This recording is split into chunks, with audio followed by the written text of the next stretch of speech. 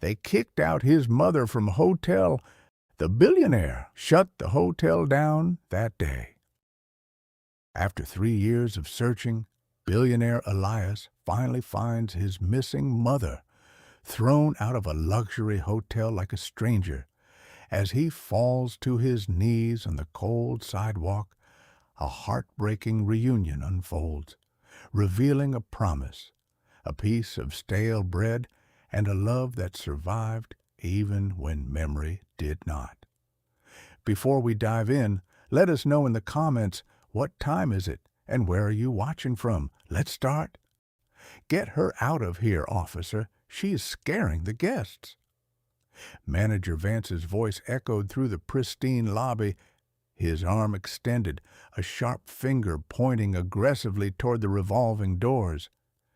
He adjusted his impeccably tailored gray suit, his face contorted in disgust. "Ma'am, you need to keep moving. Come on," the officer said, his voice tight.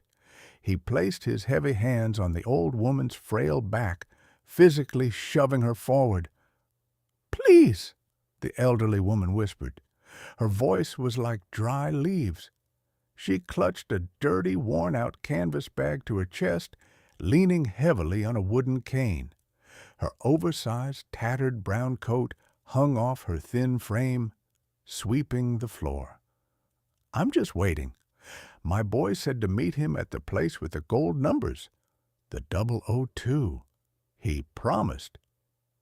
"I don't care who promised you what," Vance snapped from inside the glass.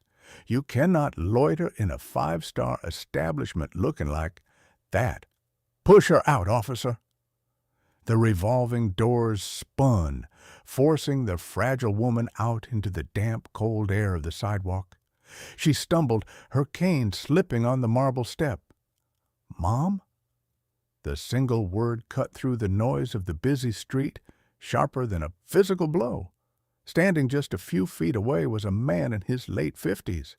He wore a flawless blue pinstripe suit, a heavy luxury watch catching the dull light.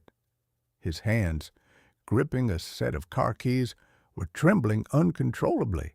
His dark eyes were wide, filled with a violently shifting storm of disbelief, horror, and overwhelming heartbreak. "Mom?" he choked out again, taking a hesitant step forward, as if afraid the vision would shatter. The officer paused, looking from the billionaire to the beggar. "Sir, I'd step back if I were you. She's unpredictable." Elias didn't hear him. The world had tunneled down to the frail, trembling woman in the oversized rags. 3 years, 3 agonizing, relentless, soul-crushing years of searching. Private investigators, national databases, thousands of sleepless nights staring at the ceiling, wondering if the woman who had scrubbed floors until her hands bled to put him through school was lying dead in a ditch. When Alzheimer's had first stolen pieces of her mind, Elias had hired the absolute best private care. He loved her more than life itself. But one afternoon, a gate had been left unlocked by a negligent nurse. She had wandered out, swallowed instantly by the unforgiving maw of the city. He had billions of dollars, yet all his wealth couldn't buy a single clue to her whereabouts. She had become a ghost until today. "Take your hands off her," Elias said. His voice wasn't a yell. It was a low, dangerous rumble that made the officer instantly release her and step back. The old woman blinked, her cloudy eyes squinting at the towering man in the blue suit. Are you the manager?" she asked, her voice trembling. "I don't mean to cause a fuss. My son Elias, he told me when he made it big, he'd take me to the fancy hotel, the one with the gold 002 on the wall. I couldn't remember the way home, but I found the numbers. I'm just waiting for my Elias." A sob ripped from Elias's throat. He dropped to his knees right there on the dirty sidewalk, ruining his $1,000 trousers. He didn't care. He reached out, his shaking hands gently enveloping her cold, dirt-stained fingers. "Mom, it's me," he whispered, tears spilling freely down his face. "It's Elias. I'm here. I'm right here." She stared at him, her brow furrowing. She reached out a trembling hand, her rough, calloused thumb brushing away a tear from his cheek. "Elias? My little Elias? You look so old, and you're wearing a suit. Such a handsome suit." "I'm sorry," Elias cried, pressing her hand to his face, kissing her palm. "I am so sorry, Mom. I should have been there. I should have protected you. I never stopped looking." The officer stood frozen, realizing the catastrophic mistake he had just participated in. Inside the lobby, Manager Vance had stopped pointing. His arrogant sneer dissolved into an expression of sheer, unadulterated panic. He rushed through the revolving doors, stumbling out onto the sidewalk. "Mr. Sterling!" Vance gasped, recognizing the billionaire who owned half the real estate in the city. "Sir, I had no idea. If she had just told us who she was—" Elias stood up slowly, keeping one arm securely around his mother's frail shoulders. The heartbreak in his eyes was instantly replaced by a cold, calculating fury as he looked at the 30-something manager. "She didn't know who she was," Elias said, his voice dangerously quiet. "She has a sickness that steals her memory, but she remembered my promise. She came here waiting for me." "Sir, you have to understand from our perspective," Vance stammered, his face pale, hands raised in defense. "From your perspective, she was garbage to be thrown out," Elias interrupted. "You saw an elderly woman, confused and frail, leaning on a cane. And instead of offering her a glass of water, instead of showing basic human decency and calling for medical help, you ordered her shoved into the street like an animal." "It's company policy, Mr. Sterling. We have an image to uphold." "Not anymore." Elias pulled his phone from his pocket. He dialed a number, his eyes never leaving Vance's terrified face. "David," Elias said into the phone. "The Grandeur Hotel. Yes, the one on 5th. Who owns the property group?" He paused, listening. "Call them. Tell them I'm buying the building. Offer them double the market value. I want the paperwork drafted in the next hour." Vance's jaw dropped.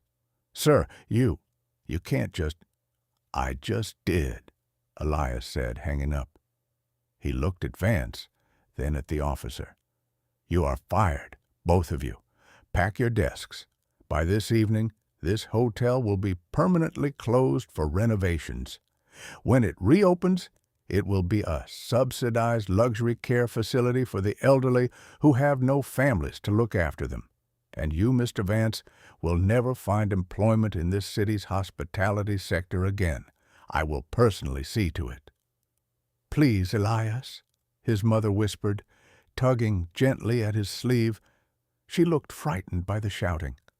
"Can we go home now? I'm so tired and my feet hurt." The anger drained from Elias instantly. He turned back to her, his expression softening into pure devotion. "Yes, Mama," he said softly. "We're going home." Elias ignored the stammering manager and the stunned officer. He gently guided his mother toward the sleek, luxury car parked just down the curb. He opened the door himself, helping her settle into the plush leather seats before rounding the car and getting in beside her. As the car pulled away from the curb, leaving the terrified manager standing on the sidewalk, the silence inside the cabin was heavy, but no longer cold. "I brought you something," his mother said suddenly, her voice pulling Elias from his thoughts. She reached into the dirty, frayed canvas bag she had been clutching so desperately. Her hand shook as she pulled out a crumpled, severely stale piece of bread wrapped in a dirty napkin. "I saved it for you." she said, offering it to him with a proud, albeit confused, smile. "You always got so hungry after school. I know it's not much, Elias, but I wanted to make sure you ate." Elias stared at the stale bread. The dam broke. The logical billionaire, the ruthless businessman who had just bought a hotel on a whim, completely fell apart. He took the bread with trembling hands, holding it as if it were the most precious diamond in the world. While she was lost, starving, and wandering the unforgiving streets in oversized rags, her broken mind had still prioritized feeding her son. She had kept that bread in her bag, protecting it, waiting at the hotel with the gold 002, because her heart remembered a promise her brain had forgotten. "Thank you, Mama," Elias choked out, biting back a sob. "It's perfect. I was so hungry." She smiled, leaning her tired head against his shoulder. "I'm glad. You work so hard, my boy. You shouldn't wear such nice clothes, though. You'll get them dirty playing outside." "I'll be careful," he whispered, wrapping his arm around her, pulling her close. The smell of the streets was strong on her coat, but to Elias it was the smell of a miracle. He rested his head against hers. "I'm sorry I took so long to find you," he murmured into her tangled gray hair. "I never stopped looking. The nurses, they lost you, and I couldn't find you. I thought I had failed you." "Failed me?" She looked up at him, her cloudy eyes suddenly remarkably clear, piercing right through to his soul. "Oh, Elias, you could never fail me. You're my son. You're right here." "I'm right here," he repeated, the words a sacred vow. "And I am never letting you out of my sight again. No more care facilities, no more nurses who don't care. You're coming home with me. I'm going to take care of you myself." "That sounds nice," she whispered, her eyes fluttering shut as the warmth of the car finally began to seep into her frail bones. "I missed you, Elias." "I missed you too, Mama." Elias looked out the tinted window as the city blurred past. The rage he had felt on the sidewalk was gone, replaced by a profound, heavy sense of healing. The universe had given him a second chance.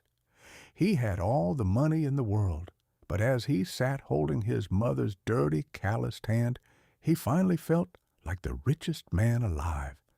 He had lost her to the cruelty of a disease and the negligence of others. But love, deep, enduring, illogical love, had guided her back to the last promise they shared, and Elias swore on his life, as she finally drifted into a peaceful sleep against his shoulder, that he would spend every remaining day making sure she never felt cold, lost, or forgotten again. The billionaire hadn't just shut down a hotel today. He had shut down the darkest chapter of his life and finally, truly, brought his mother home. That night, Manager Vance sat alone in his dim apartment, the city lights flickering through the window, while his phone remained silent on the table. Word had already spread through the entire hospitality network. Every hotel, resort, and corporate office had heard what happened at the Grandeur Hotel. Each call he made ended the same way, cold rejection. His reputation, built over 15 years, had collapsed in a single afternoon. The officer faced a formal suspension and an internal investigation for excessive force and misconduct toward a vulnerable elderly woman. His badge suddenly felt heavier than ever.